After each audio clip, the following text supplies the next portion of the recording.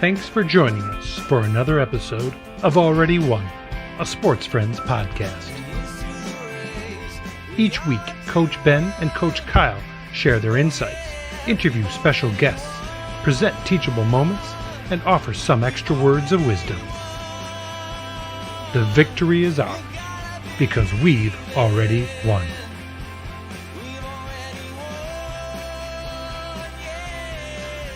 Hello and welcome to our Already Won podcast. I'm your host, the Wildcat, Ben Wildman, and I'm here with the Mad Dog. Can I get a woof woof? Woof woof, you got it. I'm not going to give you a little meow, I can give you the panther. Who knows what the noise a Wildcat makes? It's not a timid meow, I tell you that. But listeners can get in touch, stick it in the comments. We need voice notes. We need voice notes of what a Wildcat noise is. Send them our way, right? No, but guys, remember, whatever you do not quit, because God has given us the victory. And I mean that.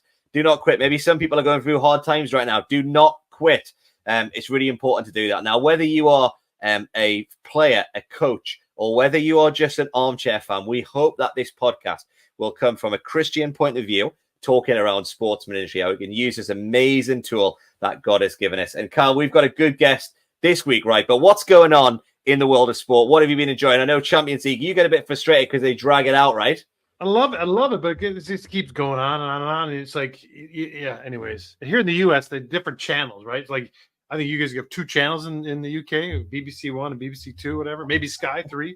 We like, what channel is the Champions League on and whatever. Anyways, by the time I figure it out, the game's over and I'm like, okay, whatever.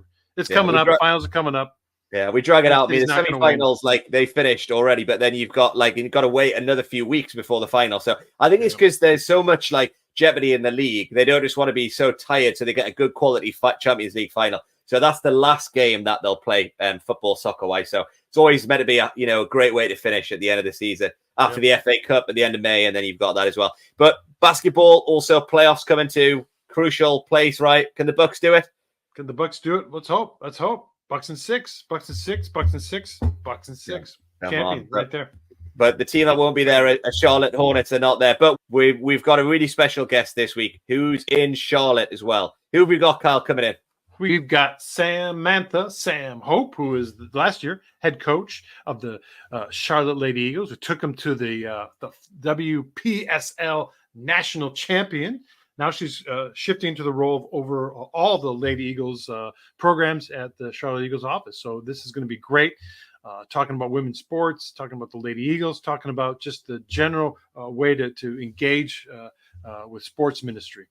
Awesome. Now, you mentioned Charlotte, Carl. We are actually in Charlotte ourselves tomorrow night, right? We had a great event in Houston last night. Awesome. Top golf. So good. It was top.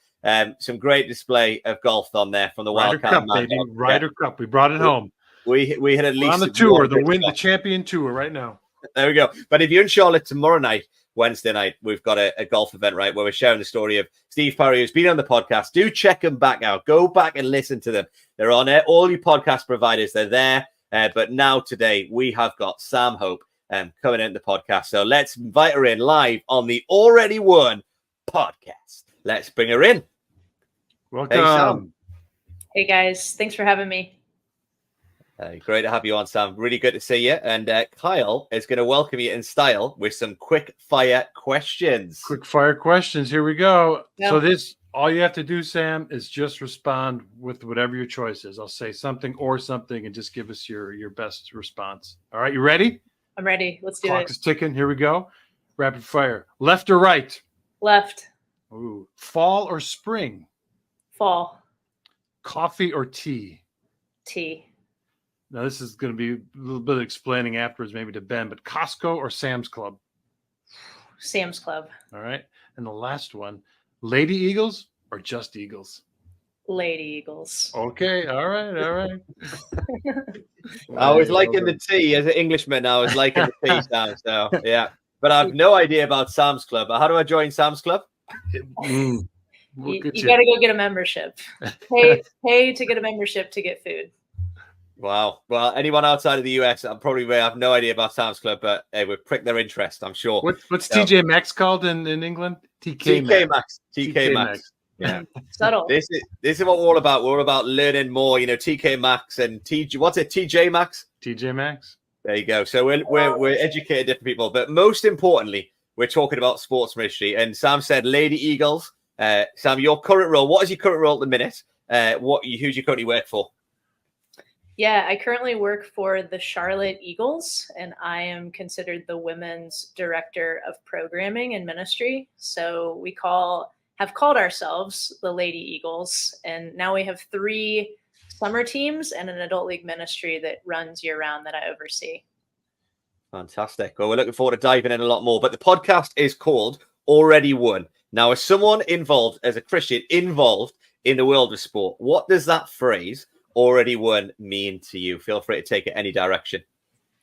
Yeah, I mean, as a Christian, I just happen to be in sports, but I could be in any position that the Lord would have me in. But we've already won in Jesus. We've already won in Christ. He's already finished the work on the cross for us. So we don't need to strive any longer. We already have everything that we need in him. So when we approach games, winning and losing becomes a little less important. Of course, we always want to win and put our best foot forward and strive for excellence. But there's just a piece that I know I have as a coach and as a competitor that I've already won. I have eternal value in his kingdom, and he sees me as his daughter first and foremost.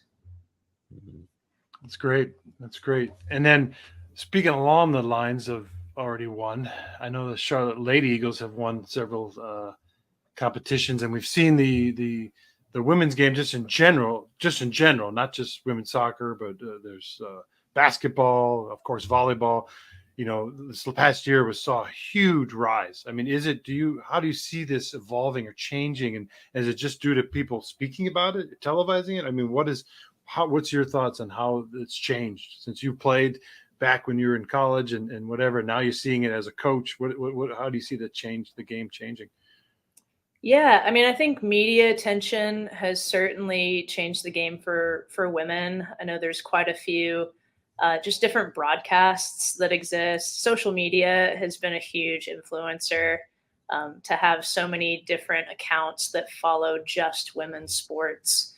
There's just a lot more eyes on it. I mean, when I grew up, we did have social media, we did have access to internet, but it wasn't something that people engaged with every day. And now I think it is. So people are making a lot more effort and a lot more investment to bring women's sports to the eyes of the public.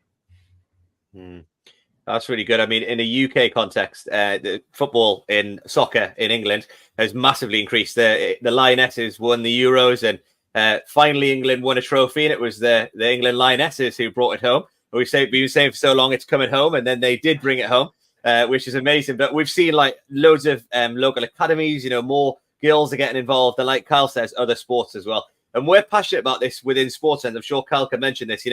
There's in different places that we work in West Africa and East Africa, we're trying to remove barriers, right, Kyle, to get women's participation and girls' participation increase, right? That's right. I mean, that's a big thing. It's hard to do, but it's a good thing to try. Yeah. Now, I know in all different places, there's a lot more work that needs to be done. Although there's really good stuff happening, would you say, Sam, that there's I've spoken to people who play in sport, there's sometimes they're fighting kind of a lot when you get alongside them, players or coaches, they'll often tell you, unfortunately, some kind of horror stories about the difference between a male and a female world. Like there's loads of stuff. So do you think there's a lot more work to be done? Awareness and just breaking down barriers and removing stereotypes a little bit when it comes to it. What would you say to that? Yeah, no, I think so. Even starting at the youth levels, I mean, there's certainly a difference between how a young girl approaches athletics and how a young male approaches athletics. Even working with 5 and 6 year olds, you see boys are just naturally drawn to competition and roughness, and sometimes that can scare the little girls away. But I think the more that we can encourage them that it's safe and it's fun, it's social. For girls, a lot of sporting events, a lot of their lives are centered around the social aspect. So the more that we can, as coaches, facilitate and create those environments where they can thrive, I think we'll see a rise in young ladies being in sports, but also staying in sports, because there is quite a drop off once you get to those teenage years. The girls will just say, "Yeah, I want to do something different with my life," and it's like, "Man, you're so talented. You should really stick with it." So, yeah, I do think there probably needs a little bit more extra effort, but I think it's worth it in the long run. That's really good there around just creating that safe environment, and that environment where people, is a space where they can thrive. I think that's really important, as coaches, to provide that environment. So great that you're doing that in your current role. Tell us a little bit about your playing and coaching background as well, and then how you've led to being in the role that you're currently in. Yeah, well, I started playing soccer when I was 5 or 6. I played a lot of sports, but soccer was the sport that I kept with. I remember pruning sports as I was growing up, no longer wanted to ride horses or no longer wanted to play softball. By the time I was in high school, I had to pick between basketball and soccer, and I chose soccer and got a scholarship to come down and play at UNC Charlotte. Played for 4 years, had a great experience, met the Charlotte Eagles, played with them for 3 seasons when they were in the W League, and really enjoyed my experience. That's where the Lord changed my life, honestly, and just the trajectory of how I viewed myself and how I could be used for the kingdom. But then I got an opportunity to play overseas in Sweden, 1 year of true professional soccer where they paid me real money, and I got to explore Europe and compete at the highest level that I could. And it was honestly during that time that I felt like the Lord called me into coaching, and I hung up the boots and started pursuing that career. Tell us a little bit before Carl asks the next question around. You said the Lord really did something in your life when you met, the Charlotte Eagles. Tell us a little bit more about that, because I'm sure a lot of people will be interested in that and what happened there. Yeah, I mean, I think before the Eagles, I thought I was living a very good and mild and acceptable Christian life in America, in Southern America, especially. It's easy to be a cultural Christian, to say that you're a Christian and celebrate Christmas and Easter, but to not really look anything like Jesus. And I thought I was living a good life, but then I met these girls, my teammates, who were sold out for the Lord. They had surrendered their lives. They were not living in the same kinds of sin patterns that I was living in. And the Lord really just crafted a new perspective for me of, Sam, what are you willing to give up for me? Are you counting the costs? Are you truly surrendering to me and living your life in obedience to enable me to shape and mold you for how I would see fit instead of for how you would see fit? Well, I love how that was like, you had teammates or people that you knew who love sport but love the Lord, and in that environment you saw this is not just a Sunday thing, and it's something that affects your whole life. And that's so powerful. That's a really powerful testimony that a few of our guests have had, like having that light bulb moment around that and saying, actually, this is something that, taking your faith to the next level. And that's happened in the world of sport, and that's very significant. That you mentioned that as well. So really good to hear around that. Yeah, and then how did the Charlotte Lady Eagles come to existence? Yeah, I hope I do this justice, because I wasn't around when they actually did begin their humble beginnings. But to my knowledge, it started back in the year 2000, potentially even before that, when they were going on tours. So they would go on sports mission trips, and they would bring a team of ladies to go and compete internationally in soccer events. But it was really an opportunity to share the gospel with these teams and do camps and clinics and use sport as a platform to engage people with the Lord. And then that kind of evolved into joining a league. 2000 was the first time that they joined the W League, and they were in the W League for 15 years, all the while training, playing, taking sports mission trips. A lot of these gals were working full time and also playing in the 3-4 month season that they had in the summers. And then I think that has kind of just grown into, now we have a youth club, we have young female teams, we now have an adult league ministry where women who are done playing can still play recreationally. And every opportunity that we get with people, when we get to be in front of people, we are able to share the gospel or share some message of encouragement from God's word.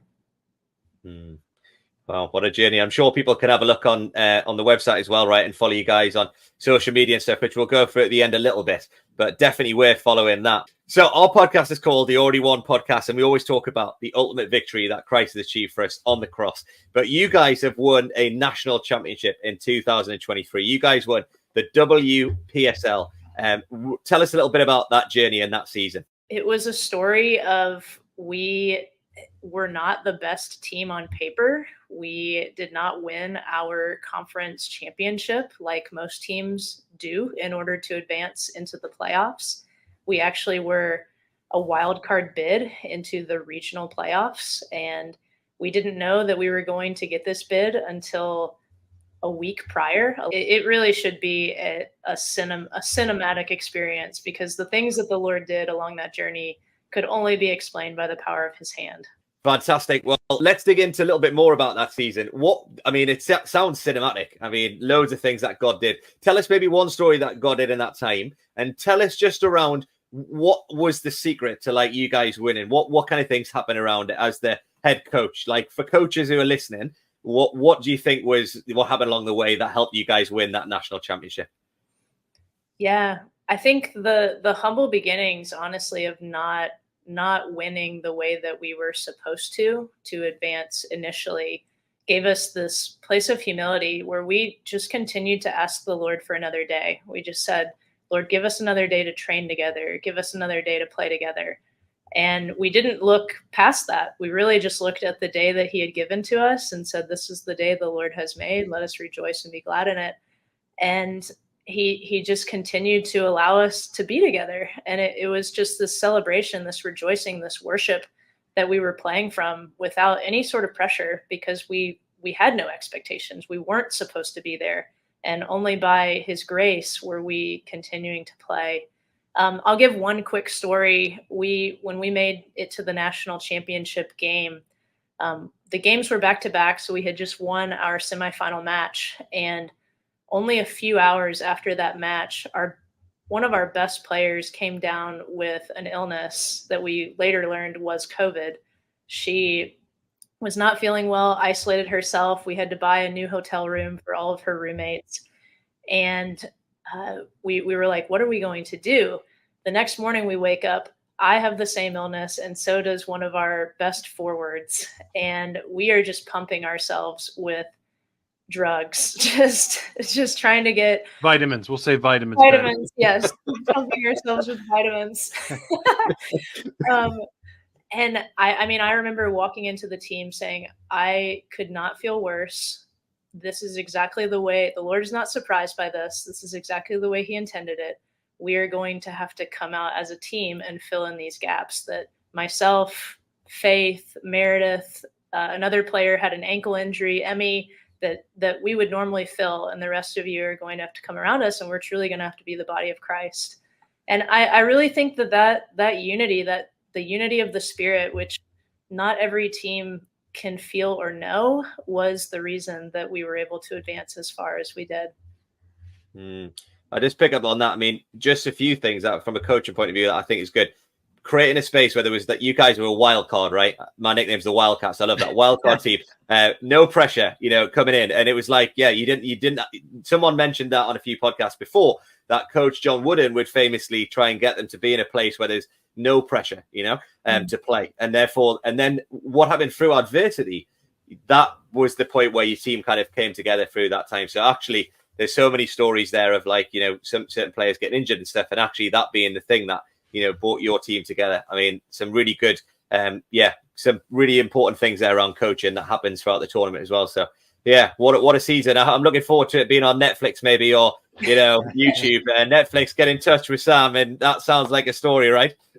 Yes, I hope they do. One day we all need to tell our versions, because there are little things that the Lord did uniquely in every one of the players' lives that you're like, wow, that was a miracle. Like you need to tell that testimony. They need to get the media team to do like, those Amazon all or nothings, get them in Charlotte Lady Eagles and go back over it. Wrexham style, right, Kyle? There you go. Well, Charlotte's called the Queen City. Is that right? It is. Named after. So, I mean, there's something in there, the Queen, boom, Charlotte Lady Eagles. I love it. Go. You can make it happen. Yeah. Great. So I think as Sports Friends tries, and we do work with young ladies and women across our various fields in Africa and Asia. We face obstacles, and I'm sure you've faced obstacles in your playing career as well as your coaching career. Sometimes the parents say, "No, don't allow the girls to play," or someone saying they're not good enough. How is it? How is your dedication to coaching going beyond just winning titles about your desire to transform lives through excellence, education, empowerment? How are you seeing that kind of on a daily basis in trying to impact these young ladies, young women's lives? Yeah, I think, I mean, we are more than coaches, and that really is just the platform, the position of influence that the Lord has given to us, which is a phenomenal position of influence. And now, as a parent myself, I do hope that my daughter has people that are investing in her life other than me that can ask her about her day and pray over her and talk through hard things with her. All the things that I feel like the Lord has given me spaces to do with the number of players that I've had the opportunity to coach with. And yeah, I mean, soccer is just the gateway. It opens up the door for relationships, which opens up the door for deeper conversations about Jesus. And it is a safe place. It makes people feel safe to be able to be vulnerable and share things that they're walking through. And I've seen the Lord do mighty miracles, break chains of addiction, break chains of hopelessness, break chains of anxiety, depression, just because of this silly game of soccer. And it just enables us to pray over one another and truly be the body of Christ, like I mentioned before. Like we link arms after every practice, and we look at each other and we say we're sisters. Like we will get to do this in heaven one day. That's so good. Tell us a little bit about those girls who do play on your team. Tell us about, I think I read online that you have like a program where they can coach. There's a bit of training. Tell us a little bit about the training and opportunities that you give them. So it's not just playing. What other things happen around that? Yeah, I mean, it is more than just an experience where you show up and you play soccer. For the ones who have been around for a while, we try to get them plugged into our youth club to where they're coaching year round. Some of them are coaching at a rec level. Some of them are coaching at a club level. We try to get them plugged into opportunities to play in our adult league if they're not in college. But even the collegiate ladies that come in and they're with us, they have opportunity to work summer camps while they're with us. They have the opportunity to go on sports mission trips. They have the opportunity to do personal training. So we try to get them plugged in to be viewing themselves as more than just consumers of the ministry, but we want them to take what is being poured into them and pour out to the people that the Lord has given them. It's really a change of mindset. We want them to view themselves as being on mission for life, not just going on a short-term mission and feeling that high once, but they are able to be on mission. And that's what the Lord has called us to do wherever he plants us. So good. Being on mission for life. I love it. And if anyone wanted to kind of get involved in the stuff you do, and if anyone's listening, where would they go social media wise and website wise? If anyone's listening thinking that sounds great, I'd love to, be part of that, personal training stuff, coaching, these trips, where would people go to find out a bit more about that? Yeah, the best way to get in touch with us, externally, if you go to our Instagram, it's at Charlotte Lady Eagles. Reaching out to me through email, shope@charlotteeagles.com, or getting on our website, www.charlotteeagles.com. And you can see all that we do, and then you can find the tabs that speaks specifically to Lady Eagles. And then, you mentioned taking trips, not just across the street or across the country, but across the world. So tell us about, I think there was a trip to Southeast Asia. Where did you go and when did you go and what did you see? Yeah, we went to Thailand in 2016. We partnered with Sports Friends while we were there. It was a 14-day trip. This was during a period of time when we were not in a league. So we were able to devote more time to international missions. We took a group of about 18 gals over there and we played against the Thai national team. That was one of the games that we had lined up, and we played against a few professional teams while we were there. But like I said, when we go on these trips, we do play soccer, we do train, we run camps, and we run clinics, all things that you would know about soccer, but we use every opportunity to share the gospel. So before games, we'll circle up with a team, and we'll share a testimony of why we have hope in Jesus. We try to make connections afterwards and swap T-shirts and just have an opportunity to share the hope that we have. Camps and clinics, we always share some kind of Bible story where we're acting out the scenes from David and Goliath, and just try to connect with kids and love them as well as we can. We don't speak the same language as most of the places that we go to. So soccer is a common language for us, and then the common language of love that we can just show them. We see them, we hear them, we care about them, but ultimately Jesus does more than anything. What was it like for some of the team to coach in a different culture? Like the Thai culture, they love Sanook, so it's like fun. How do they find it over there in the heat and the conditions over there? Oh yeah, the humidity when we got off the plane was something you just don't know until you know. I remember walking out thinking, this is a sauna. Like, we were walking into a sauna.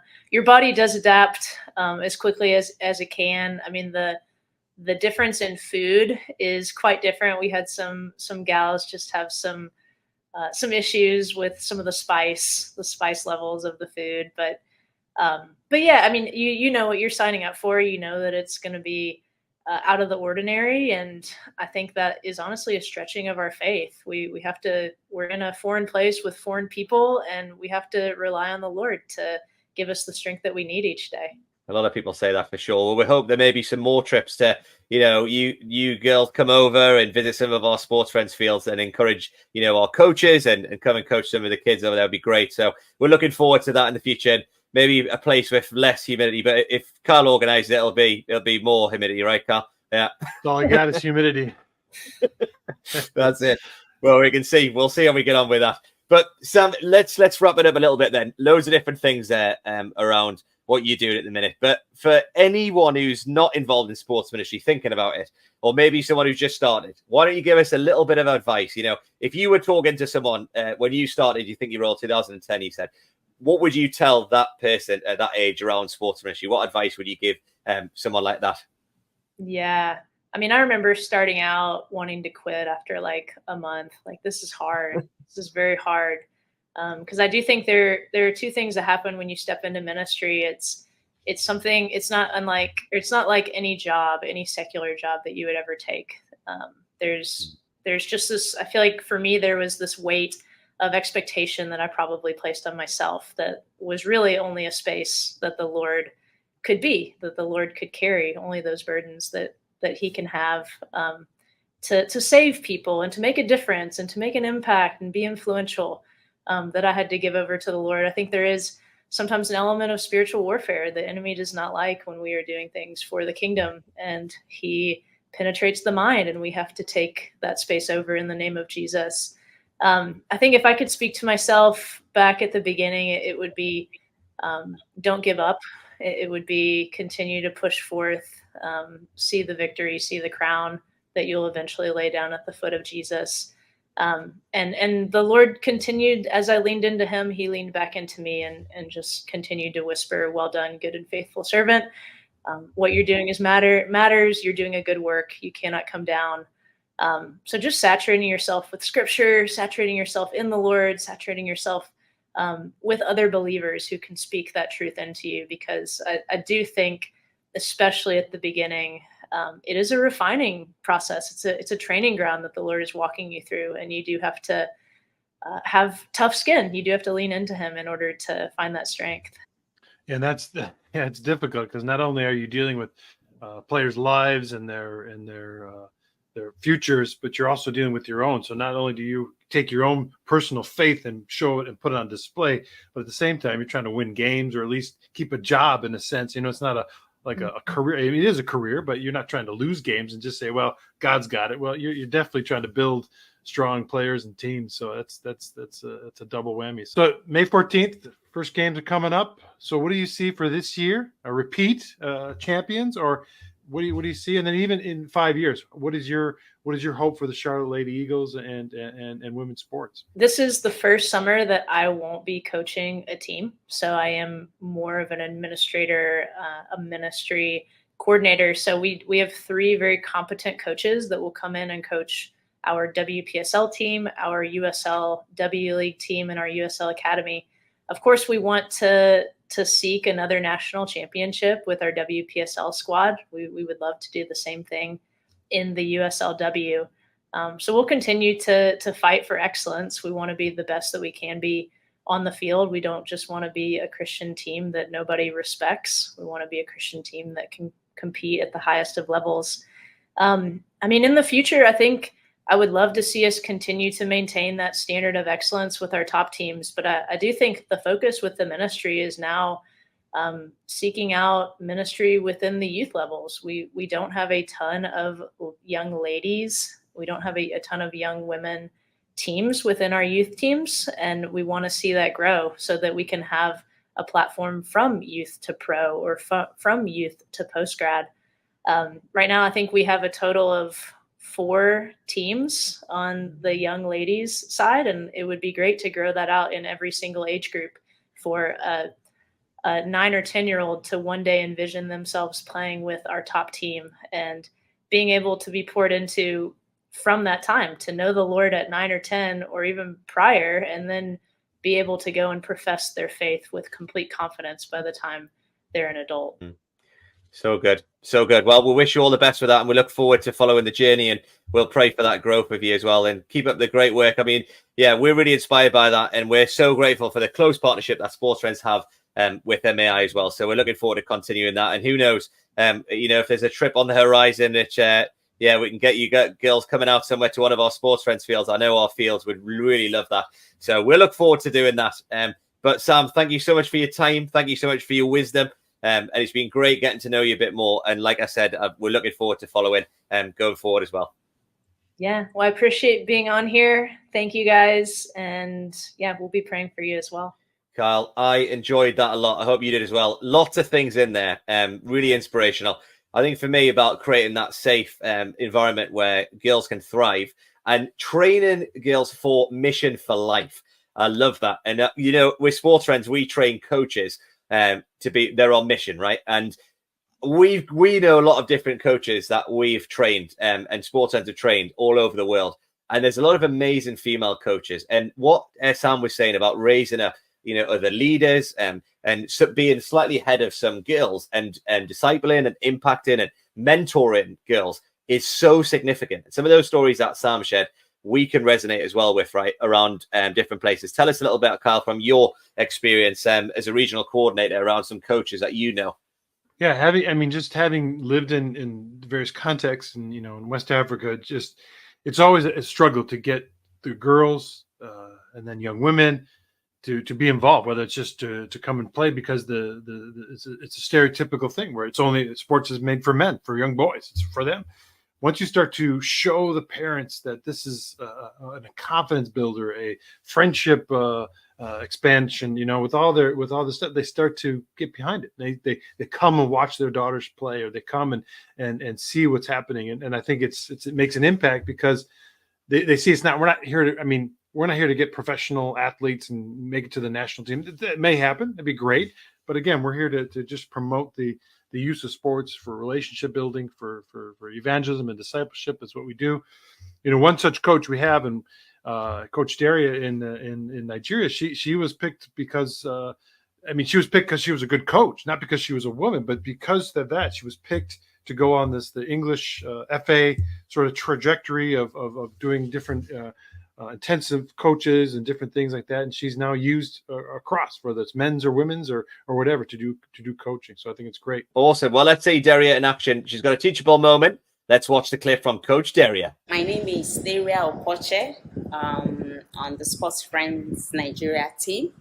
So thinking about teachable moment, the session we had on the field, one of the sessions that talked about decision making. You need to decide, when you play on the field, to move, when to make a pass, when to hold the ball, and when to advance or not. Now, applying it in real life situation, it will be good to be confident when you decide on the things that matter. So you learn to check the moment and see when best is to act, to take advantage of opportunity, to go out there, put yourself, and then just take advantage and share the love of God. Just like the example of the ball, to make a pass, it's like you extending help to someone. And it also calls for listening, because someone might be out there calling, asking for help. And so it is good when you release the ball. Now applying it's like you giving a helping hand to someone. And also, one other thing is the need to listen to the voice that matters, not the loudest, but then the strongest. What voice is talking to you? Because there are many distractions out there, but you need to listen to the voice of God, that voice that is leading you on, not those other voices that are trying to distract you from the goal you are trying to reach. So it's been a great moment so far. Sensational. You. Love that from Coach Derrier. Mad dog. Remember, listen to the strongest voice, not the loudest voice. Look, if you want to hear more about Coach Derrier, you can go to our YouTube channel, Sports Friends INTL, and you can see a whole video around Coach Derrier a little bit more. But Kyle, let's wrap up. What do we wrap up with to finish? AAA apps, awesome anecdote. Close. WWW. But we're not going to give you one. We're going to give you two from two inspirational female leaders. Now, you talked about double whammy. I love that in your accent. Whammy, double whammy. We're going to do a double whammy. So firstly, Kyle, from the inspirational leader that is Barbie, we've got this. Has anyone seen the film Barbie? You can't always make it perfect, but you can make it better. Oh, I'm not going to dive into all the Barbie, breaking it down, the movie and everything like that. Those people have done that on forums and everything like that. But that is, you can't always make it perfect, but you can make it better. I love it. And if someone complains that may be too liberal, let's go for Mother Teresa. This one, Mother Teresa, a slightly different character. But she says this: rather than curse the darkness, light a candle. Oh, that's deep from Mother Teresa. That's loving it. Light that candle. Mother Teresa being the light. She showed practically God's love in that way. And Sam and the Charlotte Lady Eagles are practically being the light as they play sport, as they coach, as they're doing their ministry. They are trying to do that, to light that candle, and not always, making things perfect, but making things better. So double whammy there for your mad dog to finish off with. Boom, boom, pow. Tell your friends, your friends' parents, your parents' friends. Just tell everyone. We've already won. Tell Barbie. We already won. Tell Barbie. Come on. Thanks again for joining us on Already Won, a Sports Friends podcast. Please like, share, and subscribe on your